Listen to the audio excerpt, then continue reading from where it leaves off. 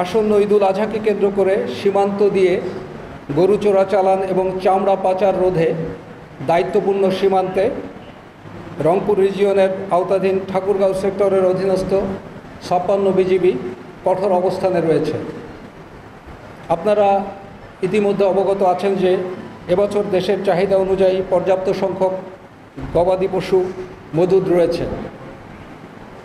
দেশীয় খামারিরা যেন ক্ষতিগ্রস্ত না হয়, পার্শ্ববর্তী দেশ থেকে যাতে গরু আমাদের দেশে ঢুকতে না পারে, সেজন্য ৫৬ বিজিবি দায়িত্বপূর্ণ সীমান্তে সর্বোচ্চ সতর্কতা অবলম্বন করেছে। একইভাবে ঈদের পর কোরবানির চামড়া যাতে সীমান্ত দিয়ে পাচার হয়ে যেতে না পারে, সেজন্য সীমান্তের সর্বোচ্চ সতর্ক অবস্থায় রয়েছে ঠাকুরগাঁও সেক্টর এবং ৫৬ বিজিবি।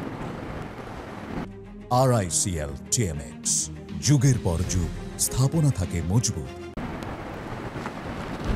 এছাড়াও ঈদের দীর্ঘ ছুটিতে দেশের জনগণ যাতে নির্বিঘ্নে পবিত্র ঈদুল আজহা উদযাপন করতে পারে, সেজন্য বিজিবির সদস্যরা সীমান্তের অতন্দ্র প্রহরী হিসেবে নিরাপত্তা বিধান, দেশের অভ্যন্তরীণ আইন শৃঙ্খলা রক্ষা এবং ঈদ জামায়াতের নিরাপত্তা বিধানে সদা সচেষ্ট এবং সদা তৎপর থাকবে।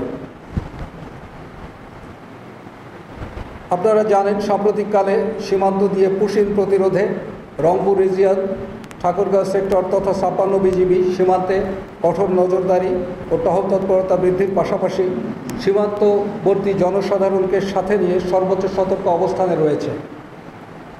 যথাযথ প্রক্রিয়া অনুসরণ না করে পুশিন করায় বিজিবি নিয়মিতভাবে বিএসএফের সাথে বিভিন্ন পর্যায়ে পতাকা বৈঠকের মাধ্যমে মৌখিক ও লিখিতভাবে তীব্র প্রতিবাদ জানিয়ে আসছে। পুশিন সব জায়গায় কম বেশি হয়েছে, কিছুটা বিচ্ছিন্নভাবে। তার মধ্যে আমাদের দায়িত্বপূর্ণ এলাকার মধ্যে ৫৮ জন পুশিন হয়েছে, তার মধ্যে পুরুষ ১১ জন, মহিলা ২৩ জন এবং শিশু ২৪ জন। এবং এ বিষয়ে আমরা ফ্ল্যাগ মিটিংয়ের মাধ্যমে ব্যাটালিয়ন কমান্ডার পর্যায়ে, কোম্পানি কমান্ডার পর্যায়ে এবং আপনার বিওপি কমান্ডার পর্যায়ে তীব্র প্রতিবাদ জানিয়েছি, লিখিতভাবে এবং মৌখিকভাবে।